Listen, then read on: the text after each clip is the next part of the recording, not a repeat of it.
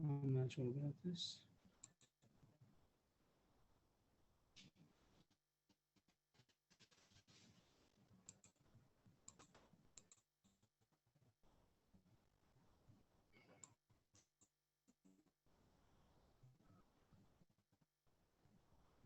I'm not sure. I don't know if they see the screen. We do not see a screen at this point. Boker Tov. Could anybody tell me if they see the screen or they We do don't not see the the screen at this point. No. I'm not sure. Can you hear me? Yeah. Do you see the screen Now now you about start. the Gemara? Now we do see a screen about the Gemara. Yes. Okay. I don't know why I don't hear you over here. Okay, if you have any questions, so then we'll have to see how the volume is. I'm not sure. Should I call Guy? 1 second. Oh, this. Maybe this is higher. Yeah, that's going off. Okay. Could anybody talk again? Just testing 1, 2, 3. Testing 1, 2, 3, 4, 5, 6, 7, 8, 9. Okay. Okay. So I got the- Testing. Do you hear anything? Yeah. Okay. Very good. Okay. So we're on the Ayin Chesed and Aleph, and the Gemara was talking about going through. I heard somebody say, yeah, we hear, but it was somebody in the class. I don't know if the Rebbe heard. Yeah, we do. If you hear, is the volume also? Do you hear me also? Yes. Okay, so I hope everything's going to be good. Yeah, okay. So we're on the Ayin Ches, and the Gemara has been talking about going through water on Yom Kippur.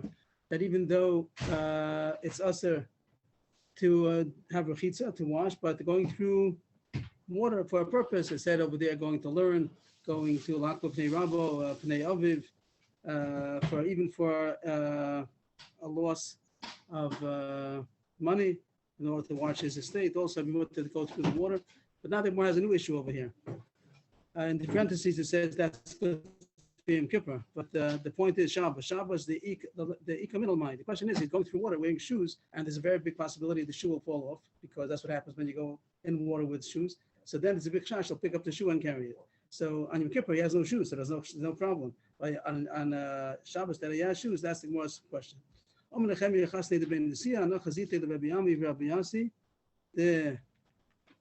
sorry, I just have to how to use this. Okay. I saw Nehemiah, the son-in-law of the Nasi, said, I saw the Rabami and Arbasi, the Matal Okam of the Maya. They came to a pool of water, a puddle of water, whatever it was, some kind of a body of water.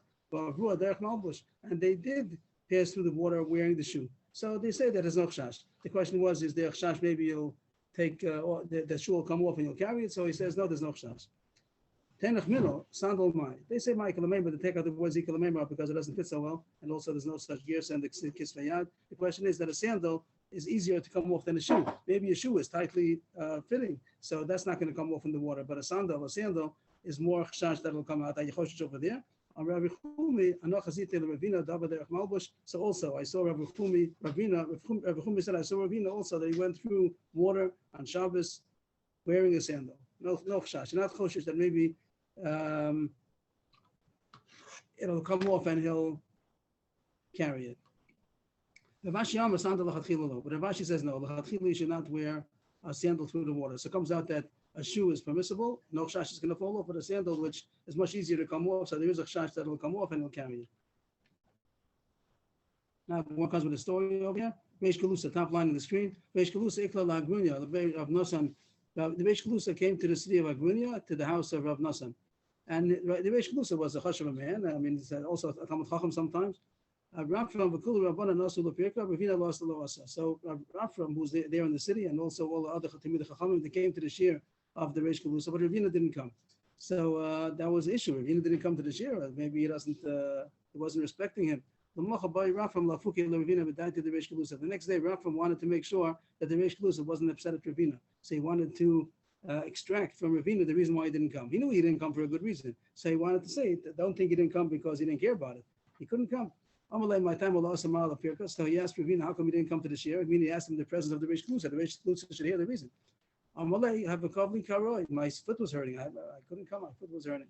He bought loch lemesa masane. So you should have worn a shoe. When you wear a shoe, so then even if you have a pain in your foot, you still could come. It sounds like they didn't usually wear shoes. I don't understand. The Gemara says you're supposed to wear shoes, but it sounds like you could have put on a shoe. I don't know what that means. But he told him. I don't know. The mashma, not everyone wears shoes. The Gemara says many places that everybody's supposed to wear shoes. It says the person should sell everything. Right. So- That means that. Yes, but the Ravina was wearing shoes. Would the rabbi have to say that? Everyone wears shoes. We wouldn't have to tell them to wear shoes. That's what I'm Not asking. even more, so Yeah, that's what I'm asking. But Ravina, the Gemara says very strong things that a person should wear shoes. So Maybe he shot a shoe as opposed to a sandal. what is that? Maybe he was wearing a sandal and he should have worn a shoe. Maybe that's the point. But the Gemara's going up. See the next line. The Gemara's going to talk about the okay. sandal. I'm just throwing out in parentheses a footnote. Okay, he said he should have worn a shoe. So he said, God with the karahava, it was the pain, the wound was on top of the foot, so therefore couldn't wear a shoe because on the contrary, the shoe was uncomfortable to wear with this pain. So he told him, he should have put on a sandal. So here the Gemara goes with a sandal also. There was a pool of water around some kind of a puddle of water around the road that wouldn't be able to wear the sandal through the water. He said, why not? Also, if you wear it also, because he thought that you're allowed to wear a sandal on Shabbos going through the water. So he told him, no, you don't know. Ravashi says you're not allowed to. So that's a support, not a support, but a nice story about the Gemara that said before that Ravashi said you're not supposed to wear a sandal through water, and he supports that, and he says that that's why he didn't go through a sandal. That's the end of that sugya. But we have that on Yom Kippur, you sure got to go through water. The only issue over there is about rechitza, and there's no problem with rechitza when you're going for these reasons. But the problem was if you're wearing a shoe on Shabbos, maybe there's a nuchshash that'll fall off and you'll carry it. So the Gemara says a shoe is not a problem, but a sandal, which is easier to come off, l'chatchila is not. L'chatchila means even if you have no choice, like over here, you have no choice to wear a shoe and he couldn't go to the share. But that's also enough reason not to. L'chatchila means better not to. Excuse me, Rebbe. Yes, please. The Rav Ashi was like the Posek Ador or something, and the Reish Galusa was not as learned as he was, and that's why he would follow whatever Rav Ashi said. Ravashi that was okay that Ravashi was the authority. The Reish Galusa usually was not at all as close as to a darga of Talmud Chacham as the Amoram that I mentioned. Okay. He had a position, so they came to his chair. Probably they could have. They were probably more fitting to say the share, but he had a position, so they listened to him. But surely Ravashi was greater than the Reish Galusa, and the Reish Galusa was okay that Ravina didn't come because Ravashi says that you're not supposed to wear a sandal in the water. So that's the end of that story. The Gemara starts a new subject now about rechitza. Also, we're in the sugya of rechitza, and the question is, how did you cool off on Yom Kippur? So nowadays you have no problem. Baruch Hashem, you go to air conditioning, everything's fine. There's not even a question. So the next Gemara is not too relevant, Lamaisa, because we have other ways of cooling ourselves off much more efficient. But in those days that they had no air conditioning, so how do you cool off on a hot day? Tana Yehuda ben Bar Gregorius. Also, Leishav al Gab Betina ben Yom Kippur. You're not allowed to sit on mud on Yom Kippur. I mean, that would be a nice way to cool off. That has some moisture on it. So maybe that would be a way to cool off. It says, no, you're not allowed to because that's called washing. Since you're benefiting from the water, the moisture of the mud, so you're not allowed to. Only if it's moist mud. It's so moist, so that's called tofeach manas latfiach. So the word tofeach, some say that it means when you tap it. Some say the word really means moisture. So it's so moist that it could even make something else moist. So the way Rashi and the Rambam, they say that it means if you touch it, you have something which is moist. If you touch it, and with your hand, you'll touch something else, it'll even make the second thing wet. That's called tofeach manas latfiach. It's so wet that it can make something else wet. If it makes your hand wet, that's only called tofeach. If in turn your hand would make something else wet, that's called tofeach manas latfiach. So only if it's so wet, so moist, that's the level that's going to be usher to put on your skin.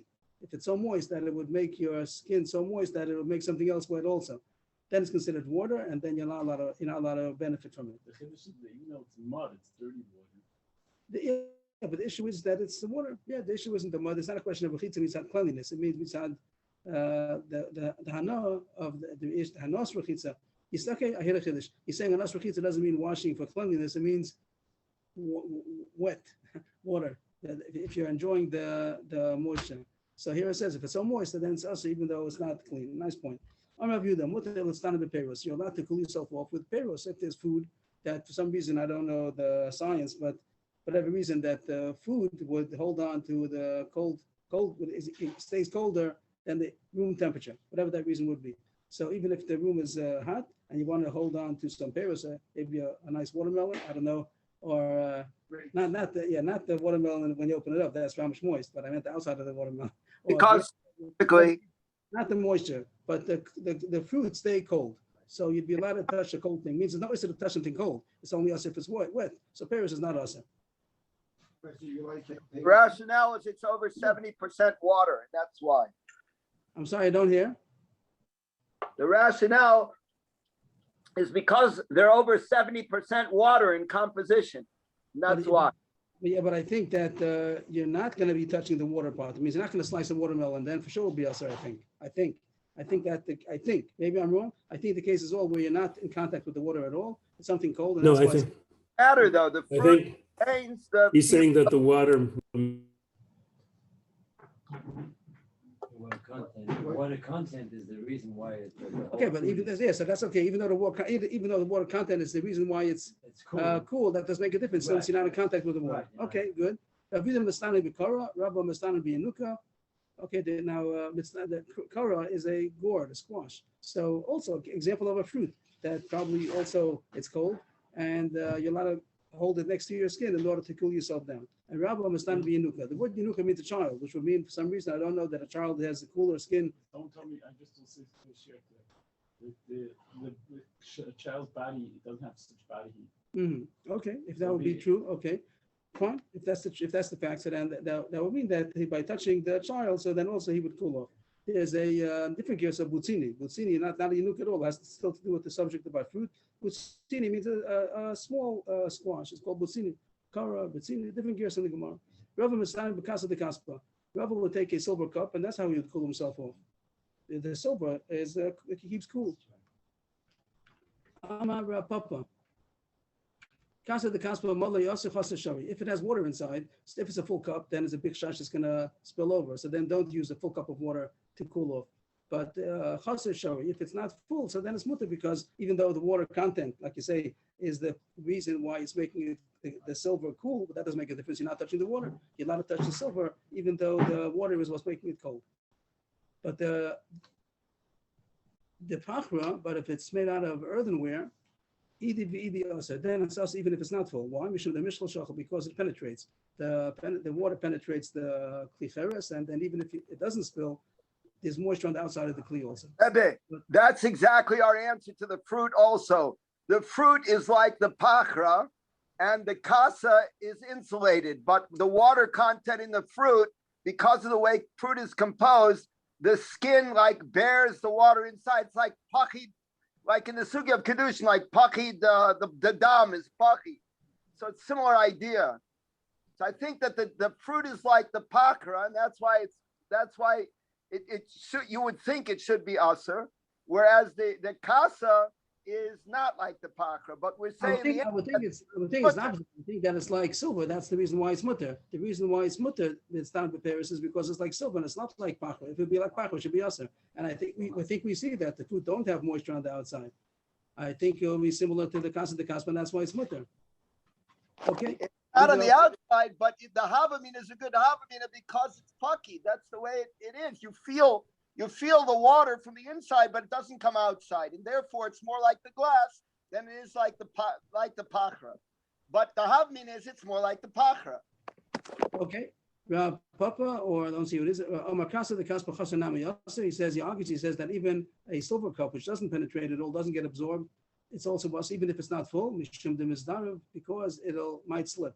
That might slip out of his hand. Then even though it's a very big chiddush, because the whole thing is no. Usually, how often does a cup slip out of your hand? And even if it does, he didn't mean to do that. He didn't mean to get the water on. But choshish that maybe it's going to slip out of his hand. So don't use a cup that has any. Water will come onto his body. And Yes, and that's us. Even though I didn't mean to do that. So that's the Gemara. I thought that when we said chaser, that it meant that it didn't have any liquid in it at all. No. Chaser means that it's not full.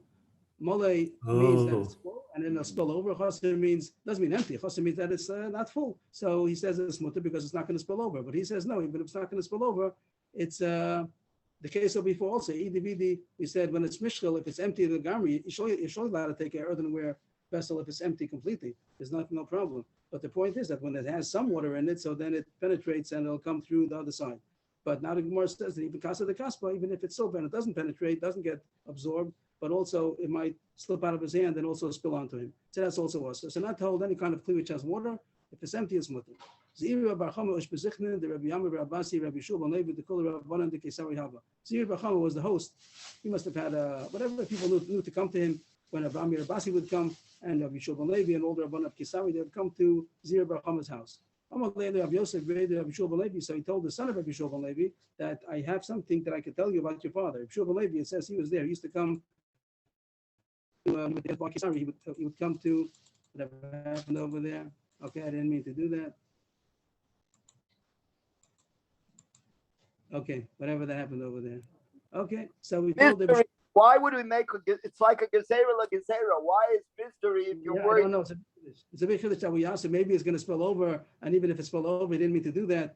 And even so, probably it's also we hold that as Rabbanan, the whole list of Rechitza. So it's a big chiddush that we hold that as Sasser, even if he has half a cup of water, also a Sasser.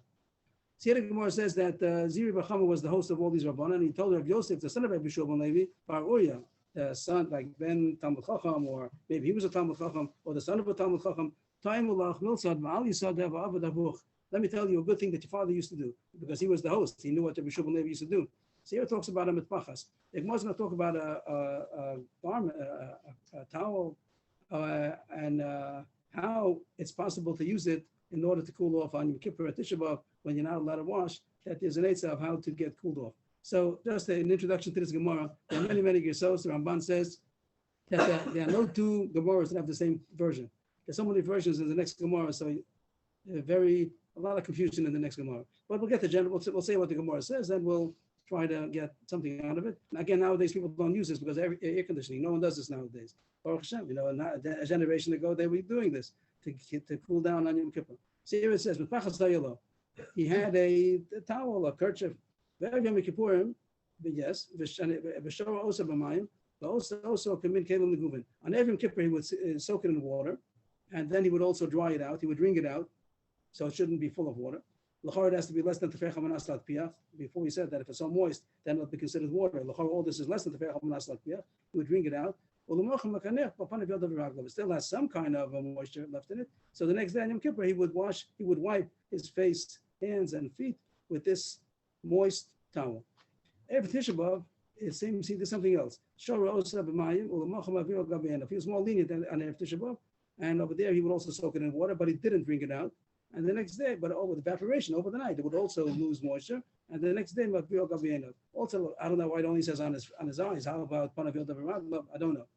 And one hand it says like he was more lenient because he didn't bring it out, Erev Tisha B'Av. But on the other hand, it just says about Mavil Gabenu. Before it said Panavil Davaraglav, there might be many years also over here. They take out the word V'chein. So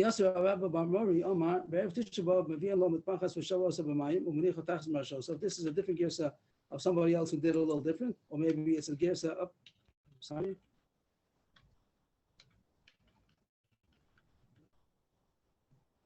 Top line.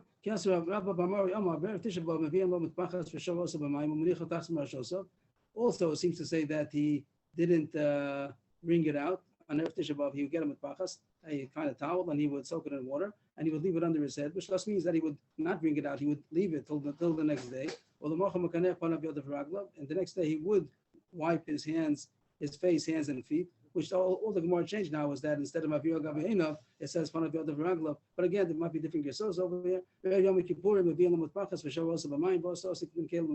According to this gerso also, it says that also he would wring out, and every Kippur he would soak it in water, wring it out, and then the next day, so it's more or less the same Gemara over again. Thus it says that everyone says that in Kippur he has to wring it out before, and on Tisha B'Av he does not have to.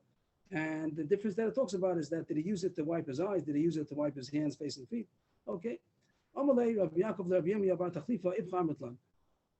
Rabbi Yaakov told Rabbi Yirmiyah bar Tachlifa, you told us the opposite. Means that on Yom Kippur he did not wring it out, and on Tisha B'Av he did wring it out, which is a chiddush that I think Yom Kippur should be more chomer. But it sounds here that both of them that wouldn't be the issue. Sivnach Schita. We asked you a kasha from Schita.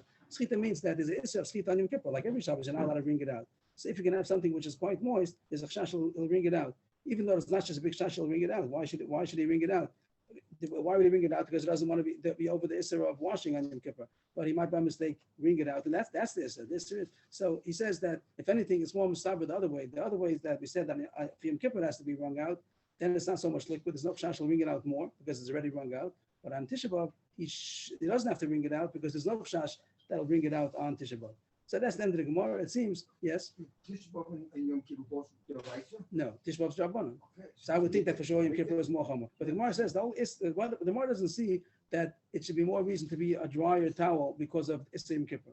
The Gemara sounds like even without wringing it out, you leave it overnight, it's already evaporated enough that it shouldn't be considered washing. That's what the Gemara seems in both cases. But he was more choshish that maybe he's going to be so chita. If he's going to bring it out, that's Issur D'oraisa on Yom Kippur. There's no Issur to bring something out on Tisha B'Av. It's a regular weekday. So the Gemara says that the Girsa is more correct, that it has to be wrung out for Yom Kippur and it doesn't have to be wrung out for Tisha B'Av. If it was run out, if he wrings it out by mistake on Yom Kippur, wouldn't he also be over on washing?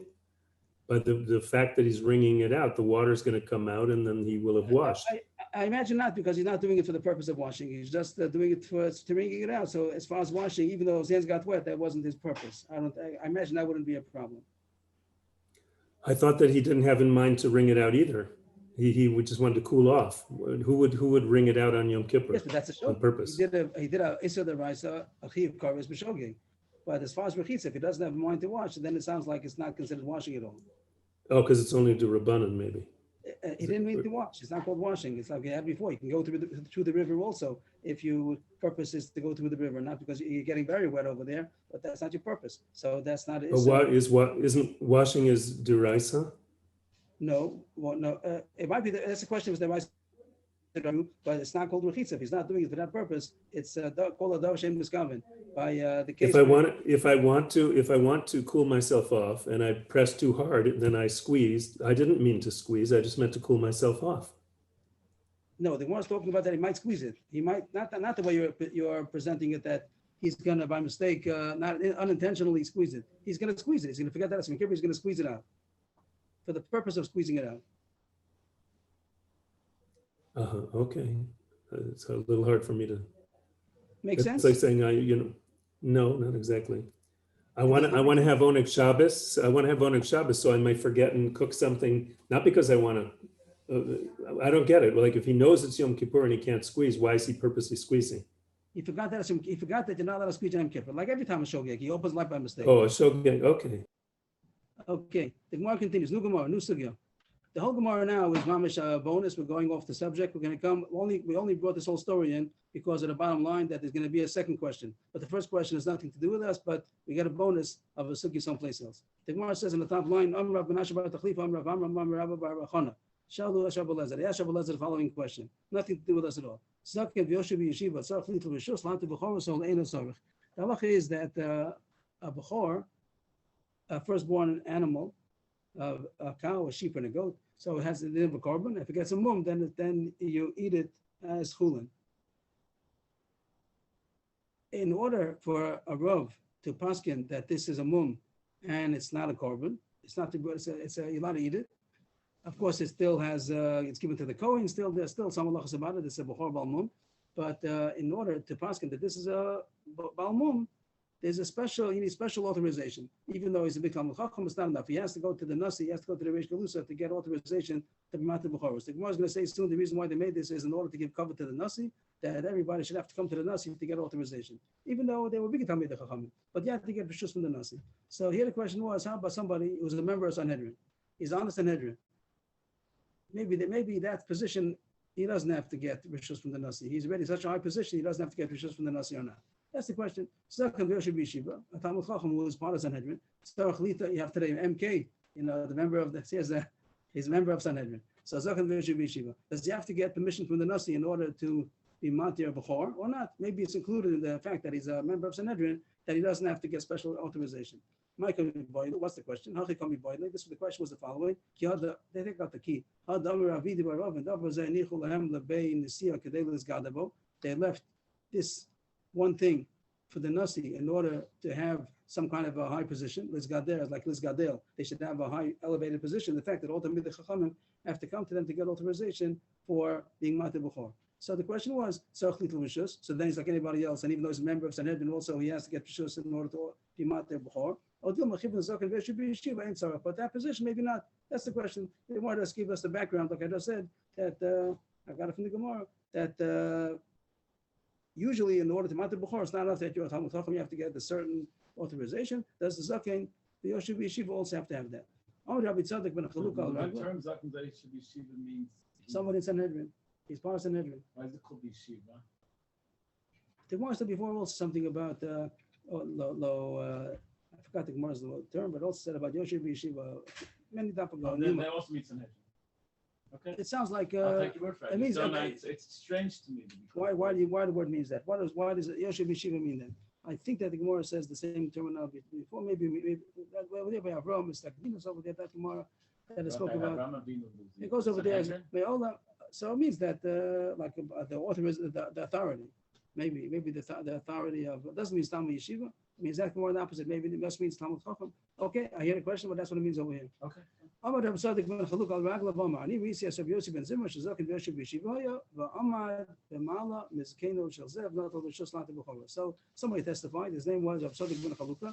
He testified that he saw Yosef ben Zimra, that was a member of Sanhedrin, and he went to the San. He was in front of the grandfather, Zkeno, of this present day Nasi, and he did get Rishus. He went to get Rishus. So you see that even Zaken Yeshiva also has to get authorization from the Sanhedrin, from the Nasi, in order to Mater B'choros. But Amalei Rabba told to Reb Tzadok ben Chalukah, he got the story wrong. Lo Kahayim Ma'aser, that wasn't the story. Different story. Kahayim Ma'aser, the following was what really happened. The Yosef ben Zimra Kohen Haya, he was a Kohen, and the law is that a Kohen is not believed, not trusted to say that the mum happened by itself. The mum that the animal gets has to happen by itself, not intentionally. If you put the mum, so then you're not allowed to eat it. And there's machlokes about this point, famous story of Rabbi Gamliel, Rabbi Yeshua. That was where Rabbi Yeshua said that the Talmud Chacham is believed, even though he's a Kohen, and Rabbi Gamliel says not believed. They bring right from this Gemara, they pass like Rabbi Gamliel, that the Talmud Chacham, who's a Kohen, is not believed on his own. He's the Gebedov, even though he's Talmud Chacham. That was the machlokes over there. So this Gemara is going like Rabbi Gamliel that he's not believed, even though he's a Talmud Chacham. But the question is, he's believed than somebody else's.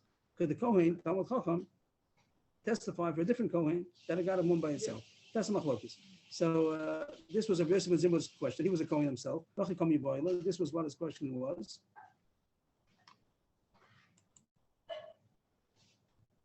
Halacha Krav Meir Dama Chashav B'Davar Lo Dana V'Lo Meido or Dama Halacha Krav Shimon Gamliel Dama Neman Hu Al Shal Chaver Ben Neman Al Shal Asma. There's machlokes. I think Masechus B'Choros. Rav Meir says if somebody is suspect about a certain issue, so he can't testify for somebody else. He can't judge or testify for somebody else, even though it's not a get to him right now. But since he is suspect for his own, so he's not allowed. He's not trusted for somebody else either. Rav Shimon Gamliel says no, that he's trusted on his friend. He's not trusted on his own. So that's the question. That's what the Yosef ben Zimra went to ask the Nasi over there. Not that he went to ask Rishus Mater B'choros. That he's allowed to do by himself maybe. But he went to ask this question, and my belief to say that the mum happened by itself. And he told him that that he could testify for somebody else. So all this was a bonus. It wasn't a get to us at all. We bring on this Gemara because of the next question. So the first question was Zaken Yoshev Yeshiva. That's the point. As to say it's Sanhedrin. I think that Rashi says Sanhedrin. Just to see that inside. Rashi says Zaken Yoshev Yeshiva Sanhedrin. So that was the question over here. If he's in Sanhedrin. Okay. So that was that's the end of that. So that was the end of the first sugya. That the question was if someone's Zaken Yoshev Yeshiva, which Rashi says it means it's part of Sanhedrin, does he have to get special rishus to Mater B'chor, or it's included in the job already? Once he's a member of Sanhedrin, then he doesn't have to have special permission to be Mater B'chor. And that's how it seems. We don't know. The Gemara didn't answer that question, and the Gemara does bring in another point that the Kohen is not believed on his own B'chor to say that it wouldn't happen by itself, but he passed like a Shimon Gamliel that he would be Neman to testify for somebody else. So all that was the bonus. Then they asked him a second question. All this goes back to Rabbi Elazar. Before it says that they asked Shalosh Rabbi Elazar. Still going back to that. Besides the first question, here comes the second question. That's another question. Ma'ullah says Pesandal Shel Sham. I'm sorry. Yeah. Okay. It's not Muhammad based. So sham nowadays, the word in Hebrew sham means the corkscrew, the cork, not the screw, the cork. It's called sham. So I think they say that the material is called rush, R-U-S-H. Anybody familiar with that? What is the material of cork nowadays? Is the cork the material, or is cork just the bottle stopper? So I think that the translation is, they could translate it as, They make cork shoes also. so what they call it cork. It could be as, yeah, so that's the question. This is it, a cork shoe. Not a corkscrew, a cork shoe. They make shoes. Excuse me, how would the, what would the vowels be on Sham? Is it I'm sorry? within- Where are the vowels under the word Sham? I think a patach Is- under the shin and a chata patach under the ayin. Sha'am, two Sha'am. Right. Thank you. So is that mutter? So now going into the subject, what kind of shoe? Everybody knows that only leather is usher. Not so simple. Here the Gemara talks about a cork shoe. Are you allowed to wear it on Yom Kippur? And we can talk about sneakers, all kinds of things. Are you allowed to wear anything else? What's included in the shoe? Facts. Amar Rabbi Yitzchak ben Nachman al Raglav Amar, Ni Risi as Rabbi Shua ben Levi Shasa b'Sandal Shal Sham. Right. Yom Kippur. I saw Rabbi Shua ben Levi that he wore such a kind of a shoe, a sandal on Yom Kippur. On the Tiny Sibu also it's usher to wear shoes also. Tiny Sibu doesn't mean like we have a Tiny Sibu yesterday that wasn't usher to wear shoes. But there are different levels of by a drought. There are different levels of what kind of affliction do we do. Sometimes it's a tinus like yesterday. Sometimes it's more homework starts from the evening already, a 24-hour fast. Sometimes it's also usher to do all the Chamish Shinuyim, not just like Yom Kippur, not less on Yom Kippur. Like Yom Kippur, there's also a fast like that also. So he's asking on a fast day, is it how about you're not allowed to wear shoes either? How about these kind of shoes? No difference. You're allowed on Yom Kippur, you're allowed on the fast days also. Excuse me, wouldn't Yom HaKippur be, isn't Yom HaKippur more Homer than a Tanya would think so. Sibur? Yeah, I would think that Yom Kippur is, I would think Yom Kippur is more chomer because it's the rice. So I'm not sure what the Gemara means. If he said Yom Kippur is mutter, so what's the question? You might think that by a tiny steeple it's more chomer. Why should that be? I didn't understand. So he said it's also mutter. Amar Rabba Baruch Hanani, we see as Rabbi Lazar ben the Ninveh, she also b'sandal shal shab tiny steeple. The opposite. He saw that somebody, this person, Rabbi Lazar from Ninveh, he wore this shoe, this cork shoe on a tiny steeple. And I asked him, Amin alei Yom Kippur, how about Yom Kippur? Here I understand the question. Maybe because Yom Kippur is more chomer. Amalei Loshna, also no difference. So far the Gemara says that cork is mutter, Yom Kippur, tiny steeple you're allowed to. It's not included in this Rabbi shoe. Now, if you the nafik with the hitni, hitni is what do they say? Rashi says it's a kind of a sham, min sham, a kind of a cork. Okay, the same idea. Rabba Abaye nafik with the hutzi. Hutzi Rashi says means the leaves of lulav, lulav leaves. A shoe was made out of that. They don't sound so. The sham sounds much more protective, I would think. But the leaves of a lulav, no, just make sure you don't get a cut on it. But he made some kind of a kashiklach that he fits it to be a shoe, and Rabbi wore that on Yom Kippur or Tiny Stibur. Rabbi Nafik b'divli, divli Rashi says is some kind of a grass. Also same idea. Rabbi Karach Sudra Akari b'Nafik. He wrapped the garment around his foot. Like we say, like a sock, more or less like a sock, a garment that he wrapped around. So the Gemara seems to say all these things are not considered shoes, so you're allowed to wear it on Yom Kippur. Masir Rami Bachama. From the following halacha, which is in Mishnah Masechah Shabbos. Over there, it talks about if you're allowed to go out with different kind of shoes. Hakitei, a person that his foot was cut off. Yosef Kav Shalo, he's allowed to go out with a kav. So nowadays the word kav, kavai means crutches, but that's a modern word. The kav means some kind of a prosthetic that he's puts on the bottom of his foot where it was cut off. Over there, Rashi says that he's not supported by it, it's just for cosmetic reasons. That's again the sugi over there. The kasha over there, the sugi might be that it might fall off and he might carry it. Of course, if he needs to walk on it, that's a chakshash that he's going to carry it because he needs to walk on it. But that's how the sugi goes over there. Anyway, the point is going to be about Yom Kippur. Over there it says, is he allowed to go with it on Shabbos or not? So it says, Akoteya means that his foot is cut. Yosef B'Kavshalo, he's allowed to go out on Shabbos with this kav, with this prosthetic. Rabbi Meir, Rabbi Yossi Osa, Machlokes Ramein, Rabbi Yossi says it's asa. The Gemara thinks at this point that the reason why Rabbi Yossi says it's asa is because it's not a shoe. What I said, because he might carry it, I jumped.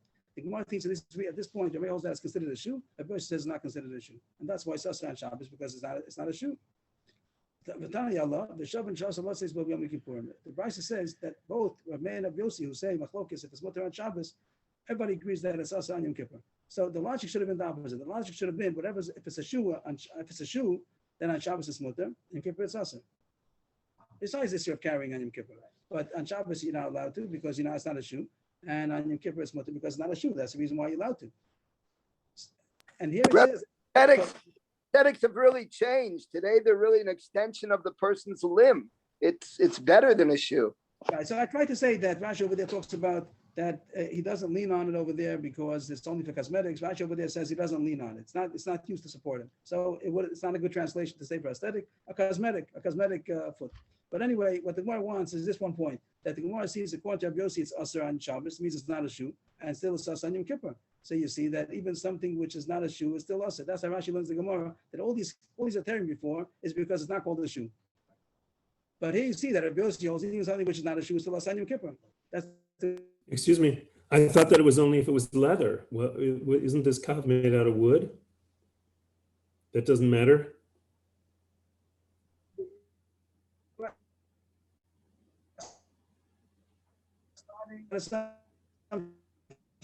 That assumption is not. This is the sugya. What kind of shoe are you not allowed to wear in Kippur? If you notice, the Mishnah didn't say leather. The Mishnah doesn't say anything about leather. So here the Gemara is talking If about. someone learns the Mishnah without knowing the minute today, would say Yes, you're I'm not saying going you're not allowed to shoes. wear shoes. We saw that a woman after birth is allowed to go with a sandal. Why? Because she's going to get cold. So what do you mean cold? Why cold? The sneakers, Crocs, they're all great. What's the problem? So you talk about Nilas sandal. The pashtus was that you go barefoot. And the Gemara brought the Gemara. How do you know that it's called Inoi? Because everyone went barefoot. The word Yachev is barefoot. So the pashtus is Nilas sandal means no shoes. And we understand that that's called an Inoi. Nowadays, we don't see the affliction so much when you go walking around with all kinds of tennis shoes and things like that. It's more enjoyable. It might even be more comfortable for one day. After a couple of days, it gets people need some shoes after a couple of days. The reason why we go with shoes because we have a pressure that we look strange without shoes. I think okay, it's time to we can talk about it, but I think that the support that you get from leather is much more than sneakers. And even though when people have sneakers for a couple of days afterwards, they say, "I need shoes." I think you can ask people, and the chachma of making a good nowadays the is going to be that it's going to be firm enough, even though it's not going to be leather. It'll have something balanced in between. If you've ever worn real leather shoes, and the sole is leather, you'll feel a huge difference. Okay, so the Gemara continues. The Gemara seems to ask that you see Rabbi Yossi holds that it's Asa on Yom Kippur, even though it's not a shoe. That's the point. On Shabbos it's Asa because it's not a shoe, and Yom Kippur is also Asa. So that means even though it's not a shoe, it's Asa. So all these are Terim should fall off. Amar Abaye, Hasam this bake season. But we shouldn't time. The Gemara says Rabbi Yossi said Abaye suggests the reason why over there you're not allowed to wear Yom Kippur is because it has rags inside. That this fake foot of Shabbos over there, the Kitei, the Kavshalo, it has a compartment to contain comfortable rags, some kind of a cushion, and it's also because it's enjoyable. So the Gemara has two complaints about this. If it's not a shoe, so does the cushion make it into a shoe? That's the first question. That he's saying that without a cushion, then it's mutter, but with a cushion, it's asr. And the Gemara at this point is saying that it's only asr if it's a shoe. Does the cushion make that it should be a shoe? The next question, just hold on. If you're going to say that it's Asa on Yom Kippur, if it's enjoyable, even though it's not a shoe, is that true? Something which is enjoyable, but if it's not a shoe, they only made these 5 minuyim. First, the Gemara seems to say that you seem to say this Asa on Yom Kippur because the rags make it into a shoe. Without rags, it's not a shoe, and that's you'd be allowed to wear all these things over here, these lulav and this cork and all these things, that it's not a shoe, it's mutter. But here, over there, that's season, and that made it into a shoe. So he has two kashas, like maybe like Imtim Salomar. Do you think that the cushion makes it into a shoe? Doesn't make sense. If it's a shoe without the cushions, and the cushions won't make it into a shoe. And if you say that it's us, even though it's not a shoe, because it's comfortable, is that true? Anything which is comfortable is us and Yom Kippur, even though it's not one of the 5 afflictions, it's not true. So therefore, and he just goes on to say that don't tell me that anything which is comfortable is asa. That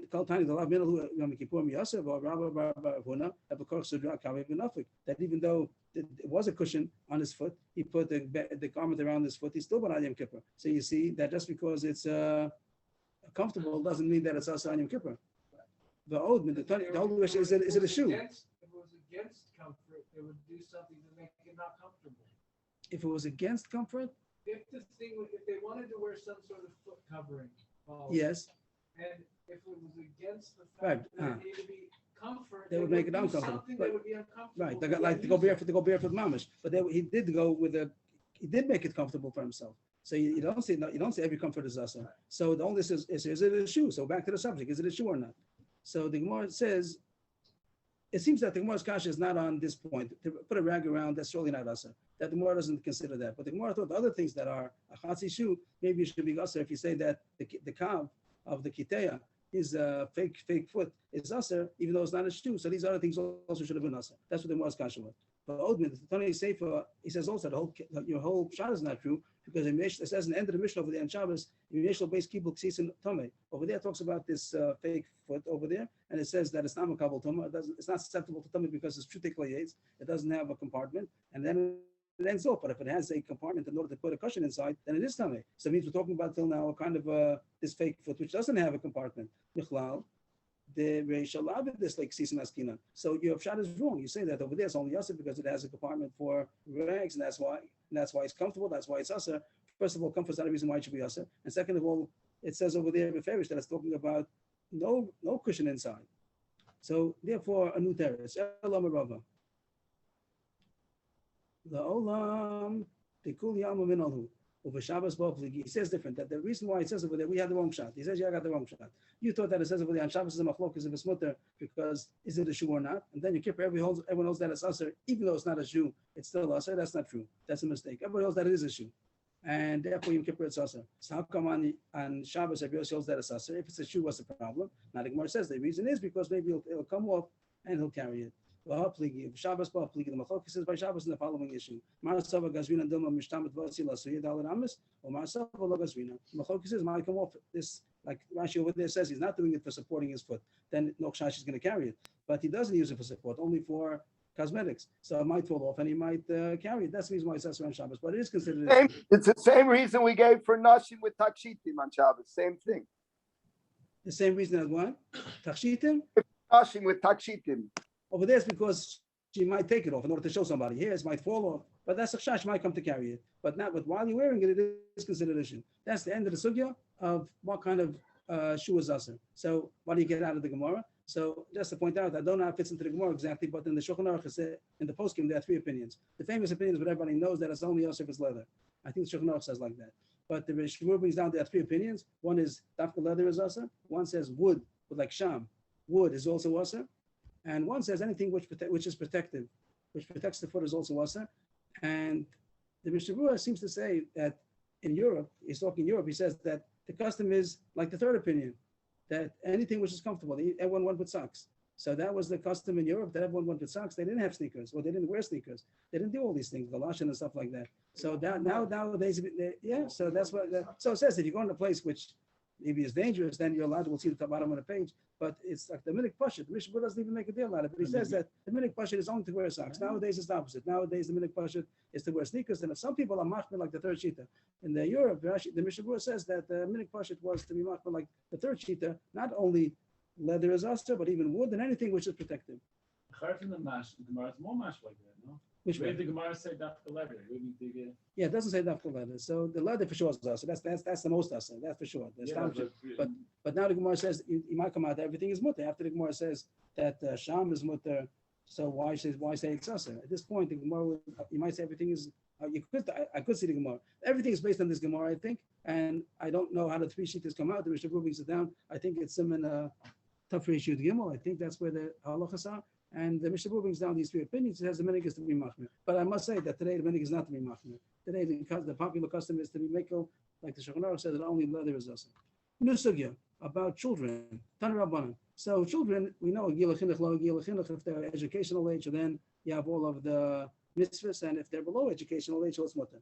The introduction to this Gemara is that there's something called lo sachilum. Don't feed them. So the pasuk really it doesn't say that in the pasuk. It says lo sochlum.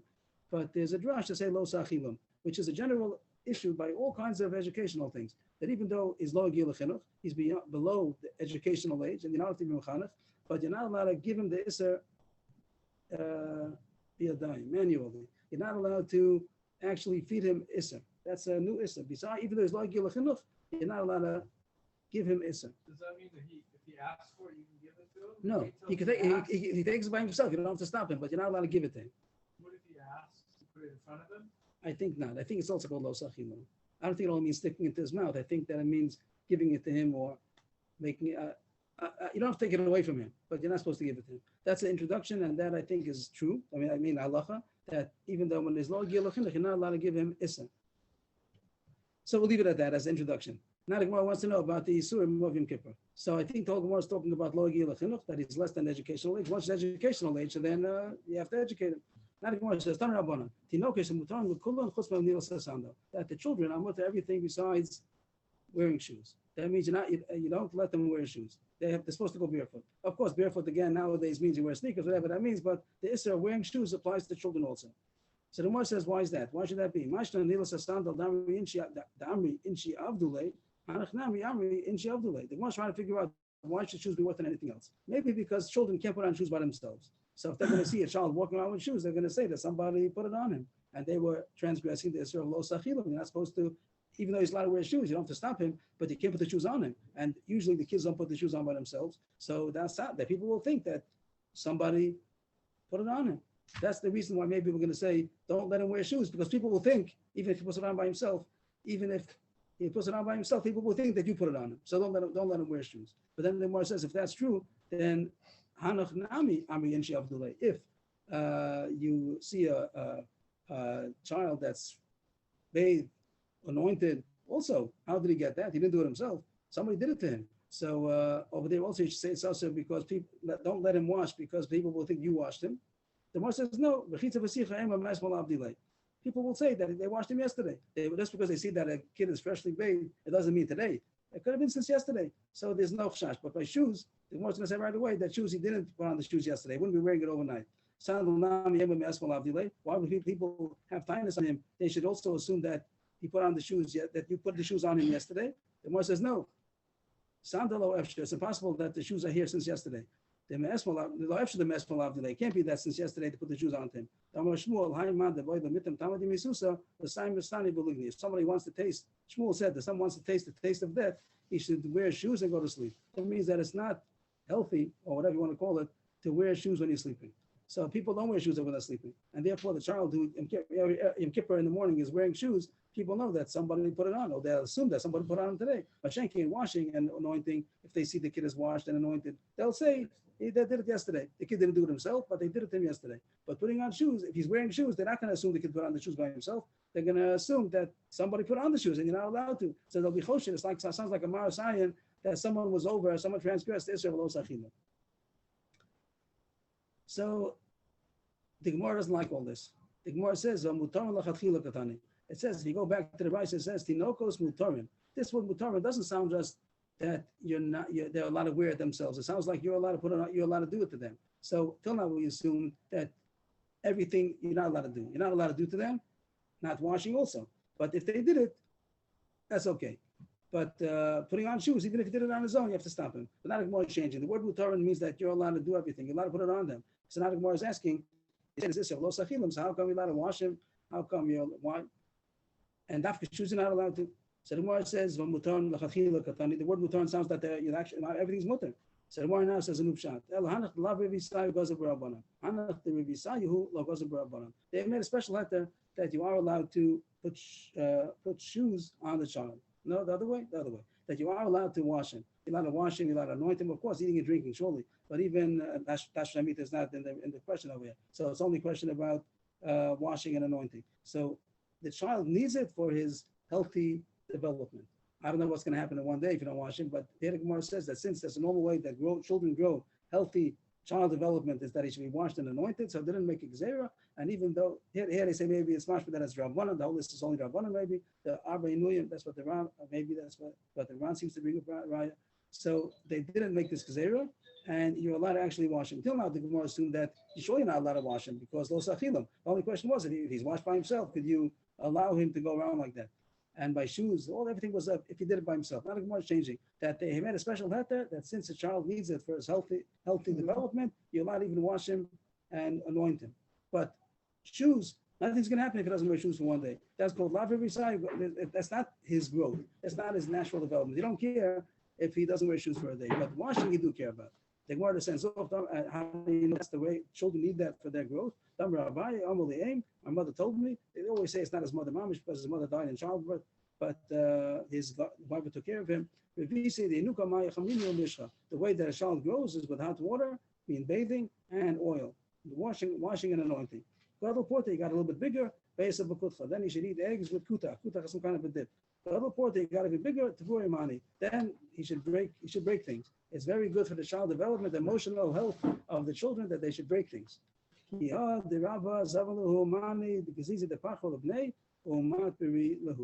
Rabba would buy very cheap pieces of shards of earthenware for his children and let them break it. So the 3 stages of growth, one is washing and anointing, one is eating eggs with kutach, and one is to break things. So what the Gemara wanted was the first one, that young children, they need hot water and bathing and oil, so that you're allowed to do Yom Kippur. But wearing shoes, you're not allowed to because the child doesn't need it. So lo sachilam, you shouldn't actually put on the shoes. And maybe you're supposed to also be careful that they shouldn't wear shoes by themselves. Someone might think that you did put it on them also. So shoes is the issur that children, even young children have.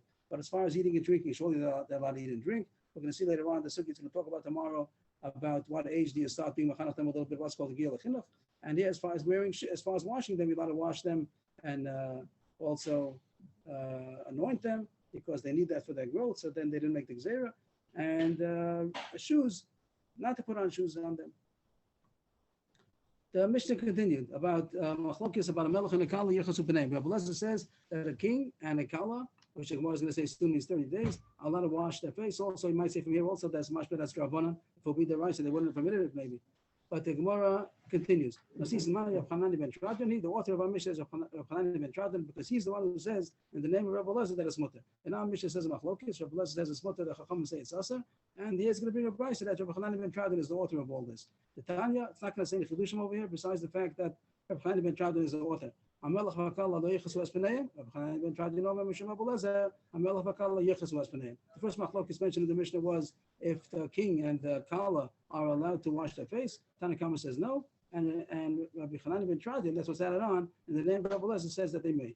Achaya lo sin lo sasandal. Rabbi Hanani ben Tradan omer Mishum Rabbi Elazar. Achaya sin lo sasandal. Machlokes if a woman after birth is allowed to wear shoes. Tanakama says no.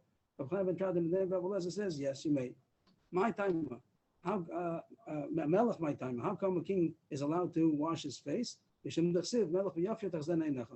says that the king is supposed to be beautiful. The king in his beauty, your eyes will see. So it's a king is supposed to be beautiful.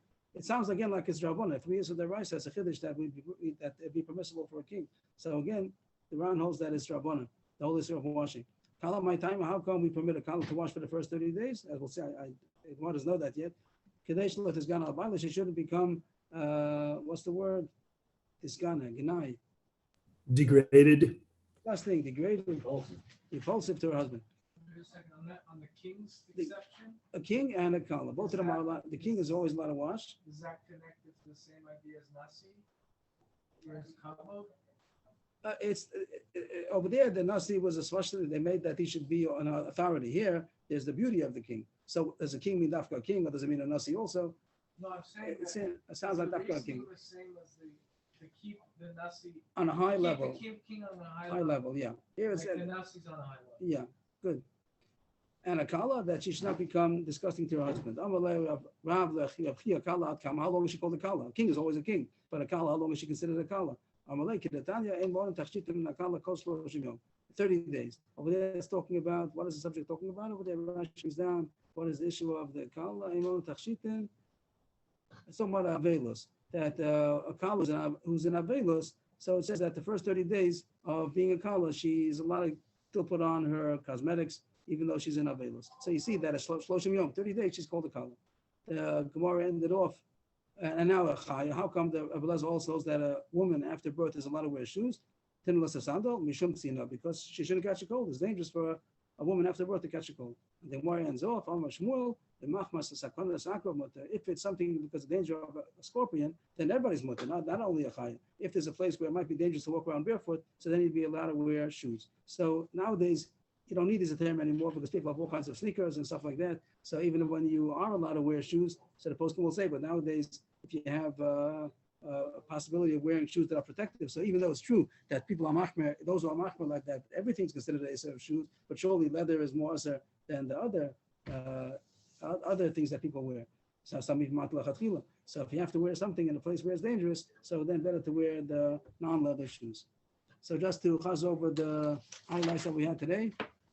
The Gemara first started. One second.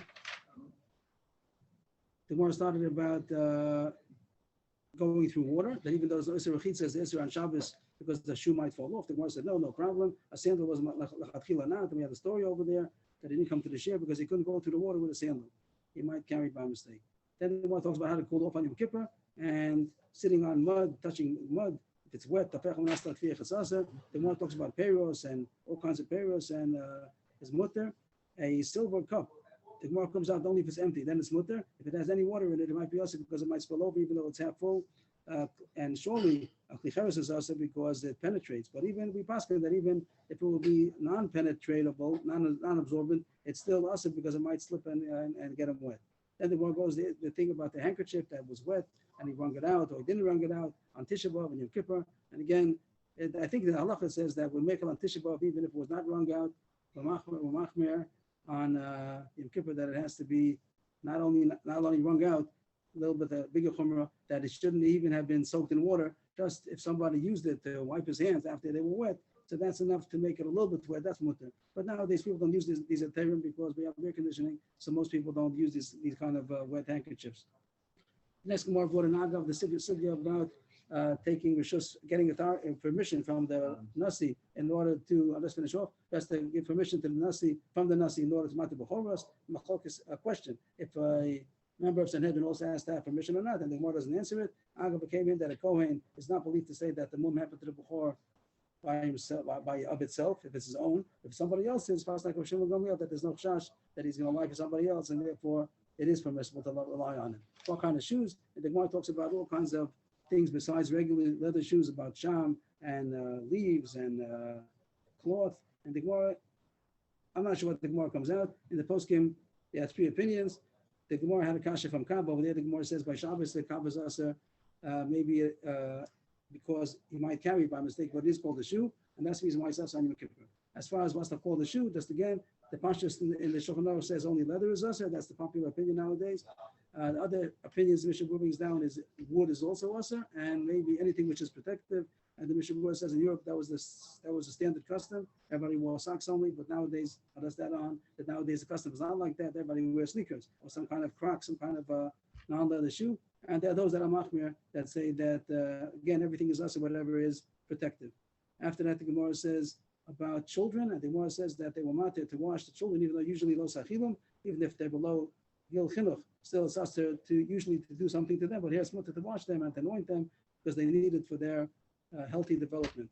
The last Gemara was that Rabbi Lezer paskins that a king and a kala may wash for a king because he's supposed to be beautiful, supposed to can kill him, and a kala flotas gana al baila, and it's mutter for the first 30 days. Maybe it's mashma that that's Rabbanan. Machok Rishonim, if these things are Rabbanan, that the Raisa, the Pasha says that's Rabbanan because they're mounting all these things. And the last thing the Gemara says that a person will be allowed to wear a chai is allowed to wear a shoe she shouldn't catch a cold, which is dangerous for her. And the Gemara says that for a scorpion, something like that, which is dangerous to everybody, so then she'll be allowed to wear shoes. Okay, Chaim David, do you want to say something? Yeah, what about the wipes? What? Oh, the wipes. What's the question? If they Can you use them on Shabbos?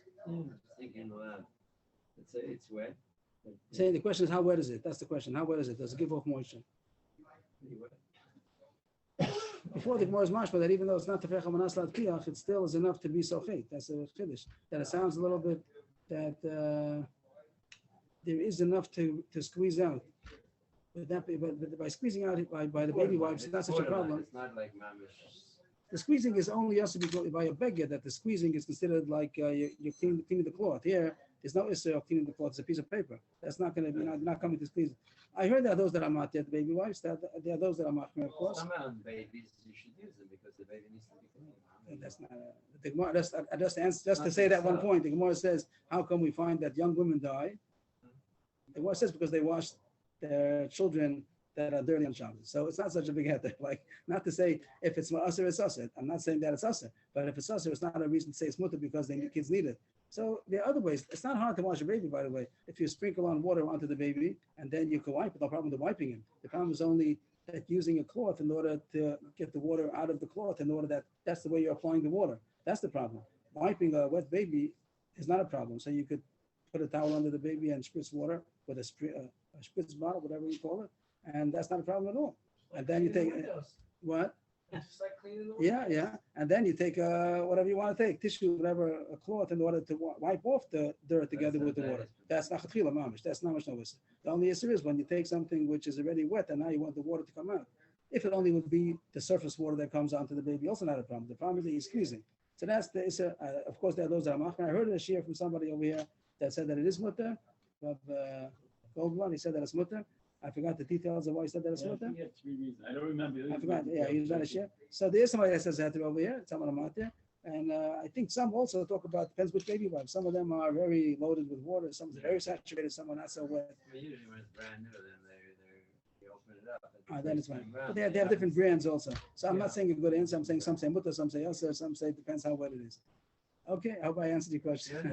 No, I think they'll at least say that if someone's wife does it, you don't have to stop them. You don't have to stop them. The wife is usually going to ask, what should I do? You know, so. If she asks, then she's a tzedekah. But if she doesn't ask, then since you could be Michael, Make it up to those that I make. Okay, we'll be back in a minute. We'll be starting, what's today? Monday? We're starting W right away.